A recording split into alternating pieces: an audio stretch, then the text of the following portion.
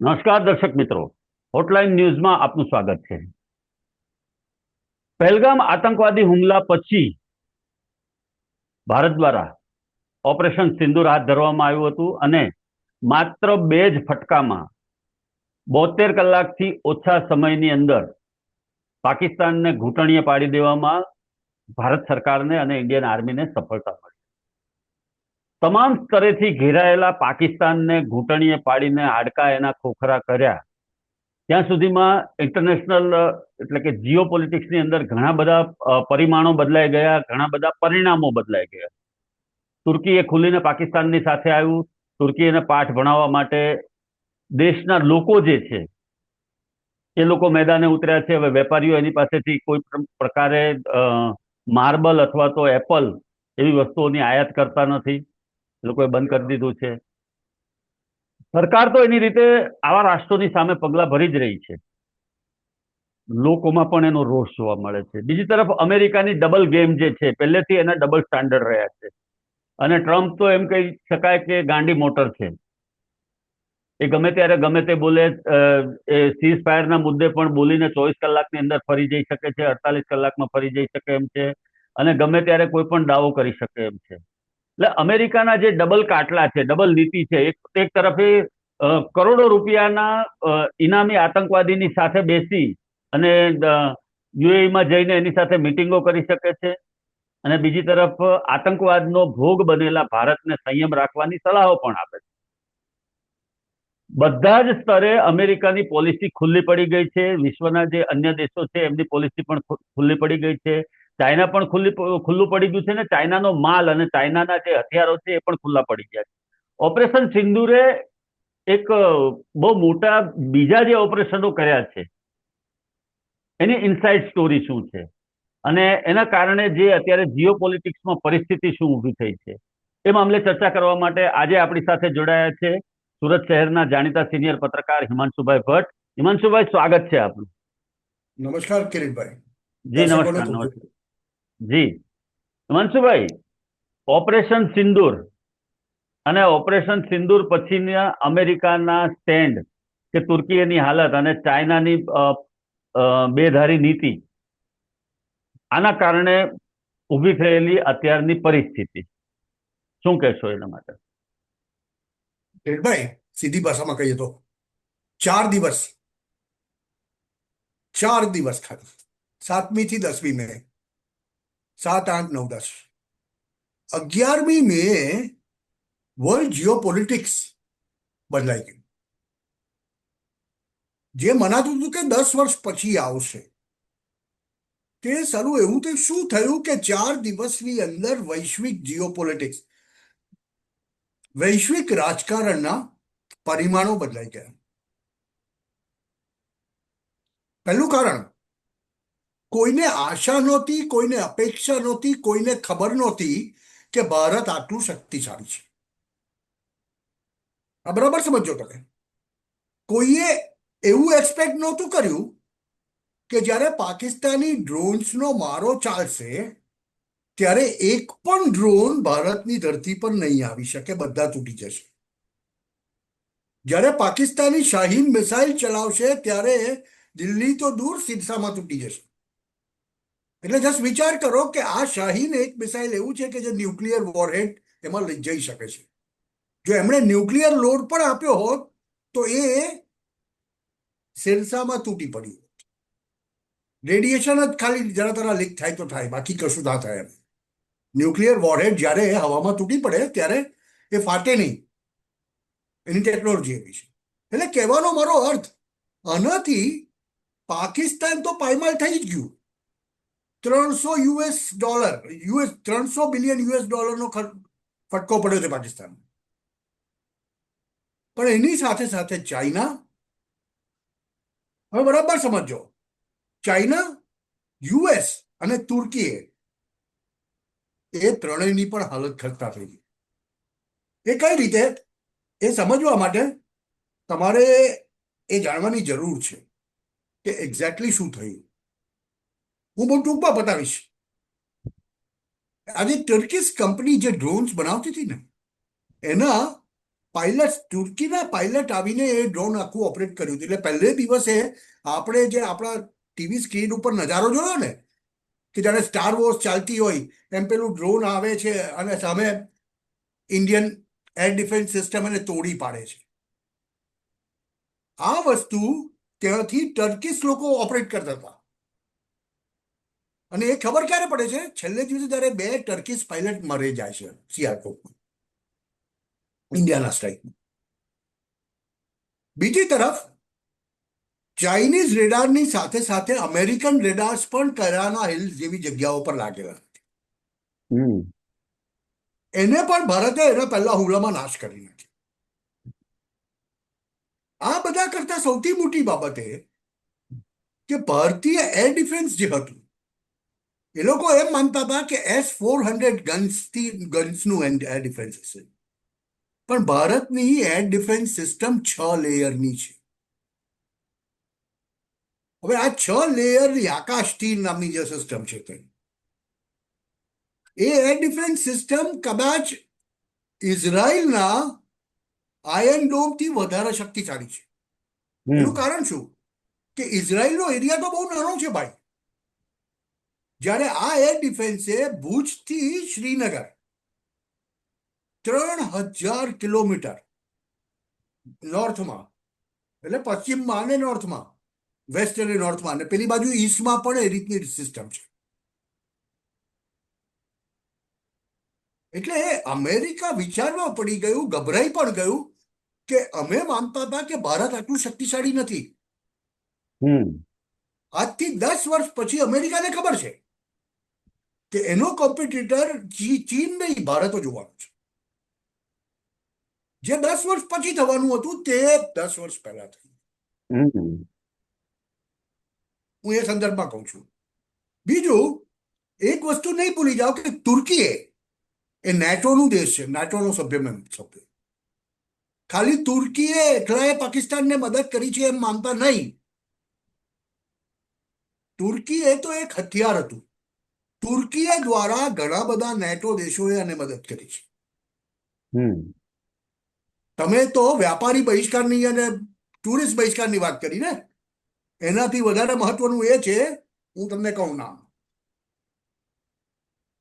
એસિટ્રોન નામની એક કંપની છે તુર્કીની, જે કંપનીનું લખનઉ અને બીજા એક શહેરના મેટ્રોનું કામ ચાલી રહ્યું છે. તેમજ ટિકિટિંગનું કામ છે. એને પણ સરકારે બંધ કરી. પછી સેલેબે નામની એક કંપની છે કે જેનું ભારતના ઘણા બધા એરપોર્ટ ઉપર ઘણી બધી એરલાઇન સાથે બહુ મોટા કોન્ટ્રાક્ટ છે. તે પણ સરકારે બંધ કરી દીધી છે. તુર્કીની એરલાઇન ભારતીય એરલાઇન પછી સૌથી વધુ ઓપરેટ કરનારી એરલાઇન હતી અહીંયા. તેના બધા ડેસ્ટિનેશન કાપી નાખ્યા. એટલે તુર્કીને આર્થિક રીતે તો બહુ મોટો ફટકો પડવાનો છે. તુર્કીના જે ડ્રોન્સ છે, બાયરેક્ટર ડ્રોન્સ, અને લોકોને જાણીને કદાચ નવાઈ લાગશે, 2019થી માંડીને 2023 સુધીના સમયગાળામાં એ બાયરેક્ટર ડ્રોન્સના કેટલાક ભાગો બેંગ્લોરમાં બન્યા હતા. એટલે ભારતથી એક્સપોર્ટ થતા હતા. 23 પછી તે ભારત સરકારે બંધ કરી દીધું. એટલે જે ડ્રોન્સ આપણે જોયા ને, તુર્કીશ ડ્રોન્સ, ભારતીય આકાશમાં ઉડતા, ભારત પર સ્ટ્રાઇક કરવા માટે આવનારા, તેમાંના કેટલાક ભાગ અહીંયા પણ બન્યા હતા. એ પણ બંધ કરી દેવાયા છે. એટલે પરિમાણો બહુ જ ભયંકર રીતે બદલાઈ ગયા છે. બીજું, ભારતે આટલી બધી પ્રિસિશન સ્ટ્રાઇક કઈ રીતે કરી? 11-12 સ્ટ્રાઇક જે કરી આપણે, પહેલે દિવસે આપણે ત્રાસવાદીઓના અડ્ડા ઉપર 1 મીટરના પ્રિસિશનમાં સ્ટ્રાઇક થઈ છે. પછી પાકિસ્તાનનું 60% એર ડિફેન્સ ખતમ કરી નાખ્યું છે. અને ત્રીજી સ્ટ્રાઇકમાં આપણે એમના 11 થી 12 એરપોર્ટ અને બીજા અમુક સ્થળોએ બોમ્બિંગ કર્યું છે. આજે પાકિસ્તાન નધણિયાતું છે. અને હજુ એ સ્ટોરી તો બહાર જ નથી આવી. ધીમે ધીમે ભારતીય આર્મી અને ભારતીય એરફોર્સ ધીમે ધીમે પ્રેસ કોન્ફરન્સીસ કરીને કહે છે ઇન્ટરનેશનલ બોર્ડરની ઉપર એટલો ભયાનક ગોળીબાર કર્યો છે ભારતે, એટલું ભયાનક કામ કર્યું છે કે ત્યાં લગભગ 450 બંકરોને નાશ કરાયા છે પાકિસ્તાન. હમ હવે આવી સ્થિતિમાં જ્યારે દુનિયાએ આ બધું એક્સપેક્ટ નહોતું કર્યું, ચીનાઓને ગર્વ હતો કે અમારા વિમાનો છે એટલે પાકિસ્તાનને કંઈ નહીં થાય ને ફલાણું નહીં થાય. આ તો 3 જ દિવસમાં ભારતે પાકિસ્તાનને અધમું કરી નાખ્યું.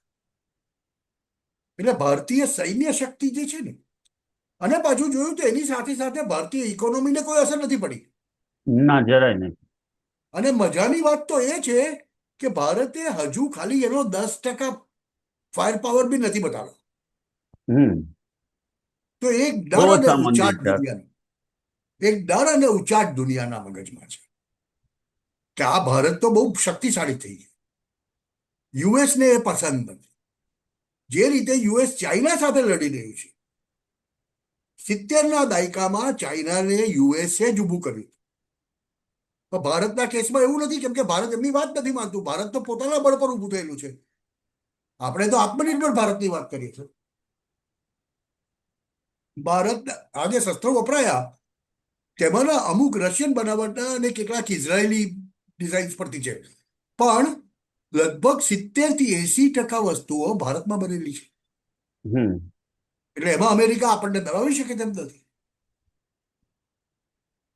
બીજી વસ્તુ, આ 4 દિવસના નાનકડા કોન્ફ્લિક્ટે એ વાત પુરવાર કરી નાખી કે અમેરિકા F-35 ની વાત કરે કે ફલાણાની વાત કરે, ભારતની સામે કશું નથી ચાલતું.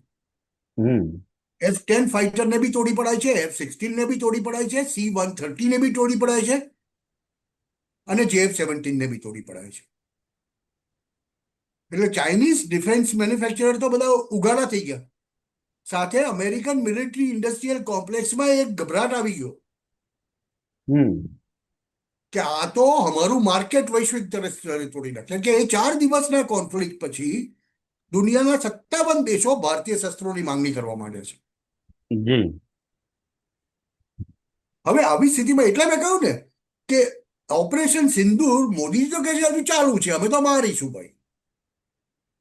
તમે એક ગોળી મારશો, અમે એક ગોળો મારશું.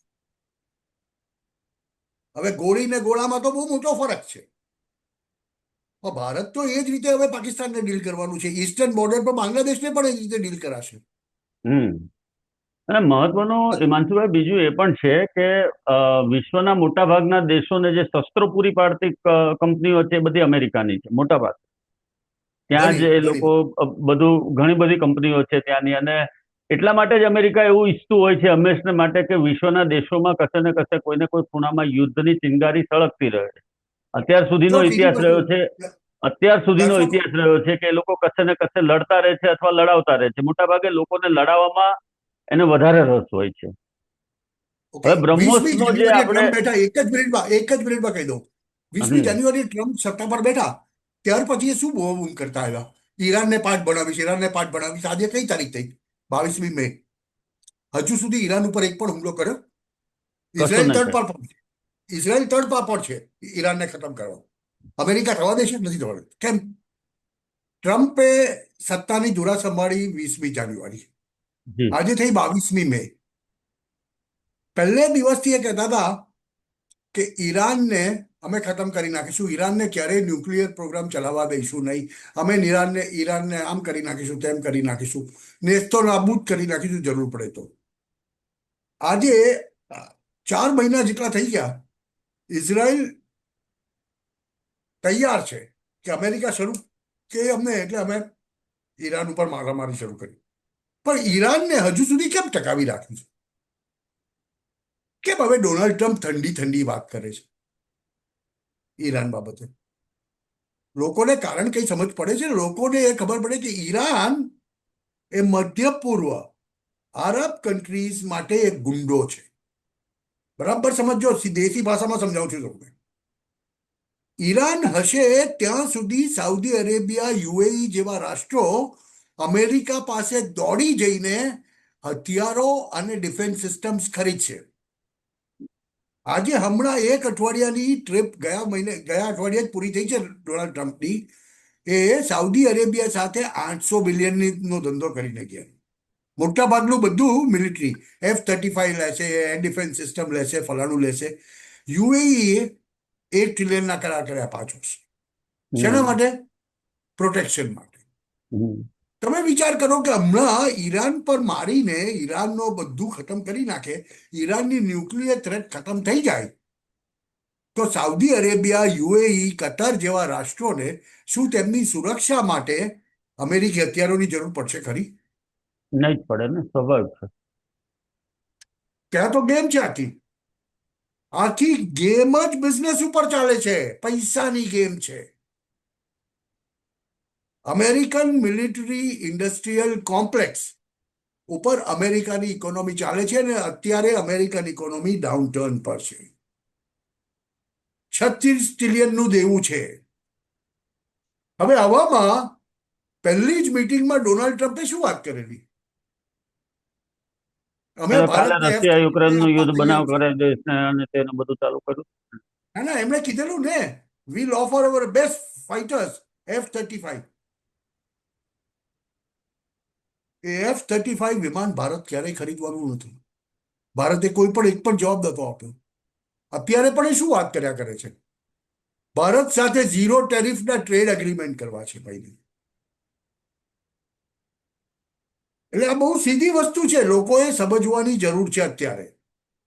જુઓ, અમેરિકન પ્રમુખ એ ટ્રાન્ઝેક્શનલ છે, બિઝનેસમેન છે, એને જ્યાં પૈસા દેખાશે ત્યાં આગળ કામ કરશે. આ તમને લોકોને હું કહી ચૂક્યો છું એક વિડીયોમાં કે અમેરિકનની ટ્રમ્પ ફેમિલીનું કેટલું મોટું ક્રિપ્ટોકરન્સીમાં ઇન્વેસ્ટમેન્ટ છે પાકિસ્તાનમાં.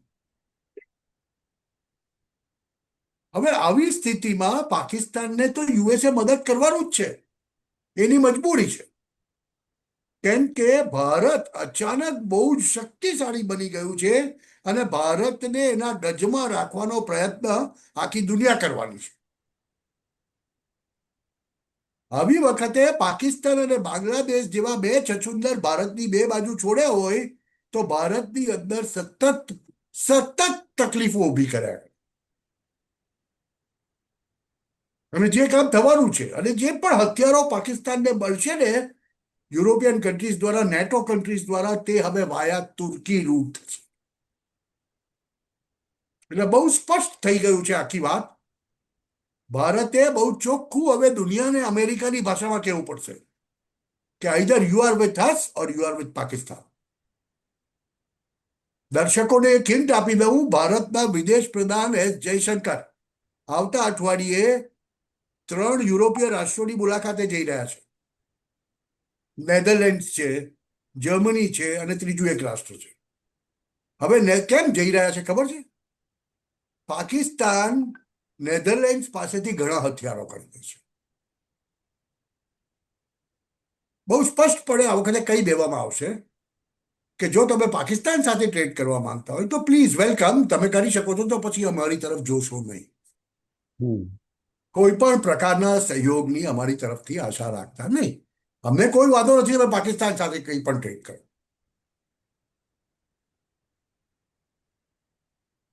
એટલે ભારતે ચારે બાજુથી કસવાનું શરૂ કર્યું છે. અને તમે ખાલી માની નહીં લેતા કે પાકિસ્તાન આપણું દુશ્મન છે. ભારતની જોગ્રાફી એવી છે કે જે જોગ્રાફી વગર દુનિયાને ચાલે એમ નથી. પ્લસ ભારતની 140 કરોડની ડેમોગ્રાફી એવી છે, 140 કરોડ લોકોની, કે જ્યાં આગળ પોતાનો ધંધો કર્યા સિવાય કોઈ પણ રાષ્ટ્રને દુનિયામાં આજે ચાલે એમ નથી. સીધી ભાષામાં કહી દઉં તો ભારતમાં આપણે મહિનામાં એક જ કોકાકોલા કે પેપ્સી પીતા હશે, પણ તે છતાં 140 કરોડ છીએ આપણે. એટલે એ 140 કરોડ બોટલ થઈ જાય છે. અને જે 140 કરોડ અમેરિકામાં પીવાય છે ને એના કરતા ડબલ છે. કેમ કે અમેરિકામાં એક જણ 2 વાર પીતું હોય પેપ્સી, તો પણ 30-35 કરોડની વસ્તીમાં ખાલી 70 કરોડ બોટલ થાય. આ વસ્તુ સમજવાની જરૂર છે. આ આપણો એડવાન્ટેજ છે ભારત. અને એટલા માટે ભારતે ભારતની બધાને જરૂર છે, પણ કોઈ આપણી પર ટર્મ ડિક્ટેટ કરી શકે તેમ નથી. અને આ જોયા પછી જે પ્રકારે ચાઇનીઝ J-10 અને JF-16 અને ચાઇનીઝ એર ડિફેન્સ સિસ્ટમને ભારતે એક જ બોમ્બિંગમાં ધ્વસ્ત કરી, તે જોયા પછી ચાઇના એ હિંમત નહીં કરે.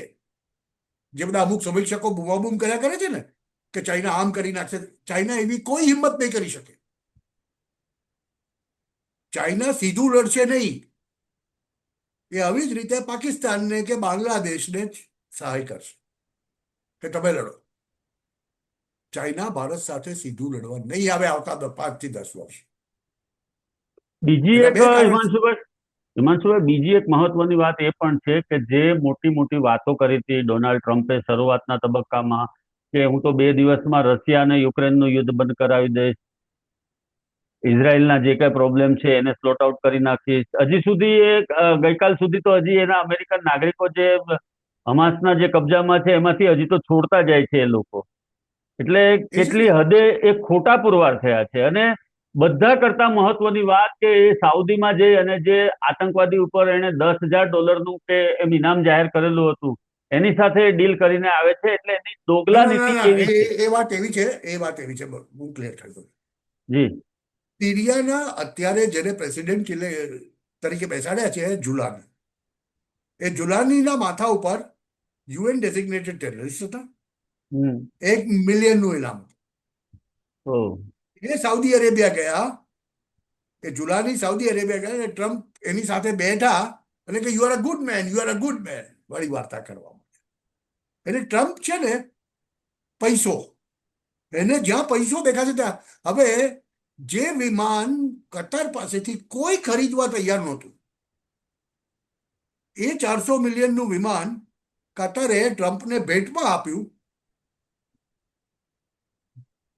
જોજો, મજાની વાત છે. તમે કોઈ ડેમોક્રેટને પૂછજો યુએસના, તો એ આવું કહેશે. એનાથી ટ્રમ્પ કતાર ઉપર ઓળગોળ થઈ ગયા. આ એ જ કતાર છે કે જે કતારમાં હમાસના ઇસ્માઇલ કનિયાના ઘર હતા.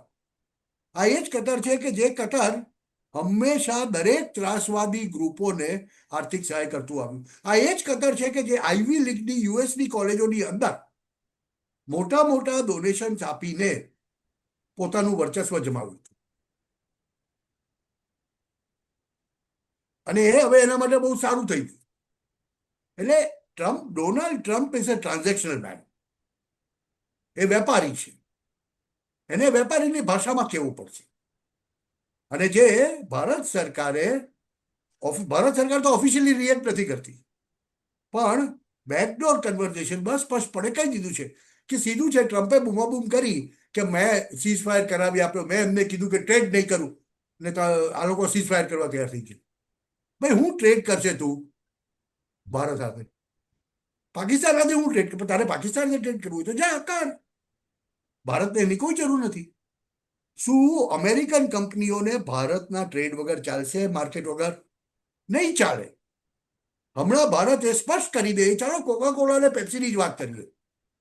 ભારત જો કોકા કોલાને એટલું જ કહે કે તમારે કોકા કોલા ભારતમાં વેચવી હોય તો અમારી એક જ કન્ડિશન છે, તમારી આ બ્રાન્ડ પાકિસ્તાનમાં તમે નહીં વેચો. ચાલો, શું હાલત થાય કોકા કોલાની? યાદ છે ને 77માં ભારતે કર્યું હતું, કોકા કોલાને કાઢી મૂકી હતી અને આપણે શરૂ કરી હતી મોરારજીભાઈ કેમ્પા. વખત. યસ. એટલે આ તો પનિશમેન્ટનો વાત છે. હવે લોકોને ખબર પડી ગઈ છે ભારત પાસે લિવરેજ શું છે. અને હવે લોકોને ખબર પડી ગઈ છે, હવે પેલો યુએસ વાળો વિચાર કરવા માંડ્યો છે કે યાર આ રીતે એર ડિફેન્સ સિસ્ટમ આટલી બધી સોલિડ છે અને આ બાજુ 3,500 કિલોમીટર સુધી તો કંઈ થઈ શકે એમ જ નથી. ફરી એકવાર પુરવાર થયું, જે રશિયા યુક્રેન યુદ્ધમાં પુરવાર થયું હતું, તે ફરી એકવાર પુરવાર થયું કે S-400 batteries are very very strong. યુક્રેનમાં પણ એને કાળો કેર વર્તાવેલો છે S-400. અને એ રશિયાએ ભારત સાથે મળીને S-500નું નિર્માણ ભારતમાં કરવાની માંગણી કરી છે. એટલે એ લોકો ફફડેલા છે, એના માટે ફફડેલા. યુએસએ ફફડી ગયું છે, એનું કારણ આ છે. એનું કારણ એ એ મહાસત્ય છે. એ એ માન્ય છે.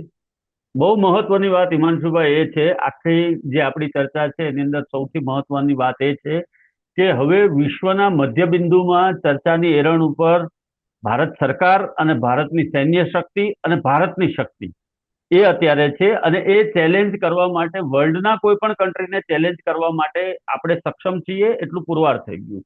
બીજી સૌથી મહત્વની વાત કે બ્રહ્મોસ લેવા માટે આજે વિશ્વના સંખ્યાબંધ દેશો આજે આપણી સામે લાઈનમાં ઉભા છે કે ભાઈ તમે અમને બ્રહ્મોસ આપો, અને બ્રહ્મોસનું હવે નવું વર્ઝન આ લોકો લાવી રહ્યા છે કે જે અત્યારે જે સુપરસોનિક એ મિસાઇલ છે એને હવે 8 ગણી વધારે મજબૂત કરવાના છે. એટલે ખૂબ મહત્વની વાત એ પણ છે. આ તમામ તબક્કે જોઈએ તો અમેરિકાની જે દોગલા નીતિ છે એ વિશ્વ સામે ખુલ્લી પડી ગઈ છે. ટ્રમ્પનો યુએઈ અને સિરિયાનો પ્રવાસ છે એના પણ બધા પત્તા ખુલ્લા પડી ગયા છે, અને રશિયા આ તરફ એને હાથ નથી મૂકવા દેતું. ચાઇના આંખ બતાવે છે, કોરિયા પણ એની સામે બાખોડિયા ભરે છે, અને ઇન્ડિયાને સળી કરવાનું પોસાય એમ નથી.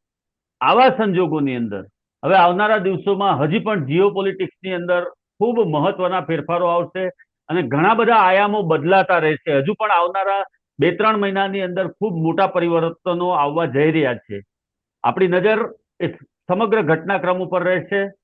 દર્શક મિત્રો, આ હતા હિમાંશુભાઈ ભટ્ટ, અને એમણે આપણને ખૂબ મજાની અને સરસ વાતો કરી, અને એનાથી આપણે બારીકાઈથી જીઓપોલિટિક્સની વાત સમજી શકીએ, ટ્રમ્પની નીતિ સમજી શકીએ, એ સરસ રીતે આપણને સમજાવ્યું. ધન્યવાદ હિમાંશુભાઈ, ધન્યવાદ દર્શક મિત્રો, આપ અમારી સાથે જોડાયા અને આટલી સરસ મજાની વિગતવાર અમારી સાથે ચર્ચા કરી. દર્શક મિત્રો, આવા જ પ્રકારના કાર્યક્રમો જોવા માટે આપ અમારી હોટલાઇન ન્યૂઝ ચેનલને લાઇક કરો, શેર કરો અને સબસ્ક્રાઇબ કરો. અને હા, તમારી કિંમતી કોમેન્ટ આપવાનું ભૂલતા નહીં. ધન્યવાદ.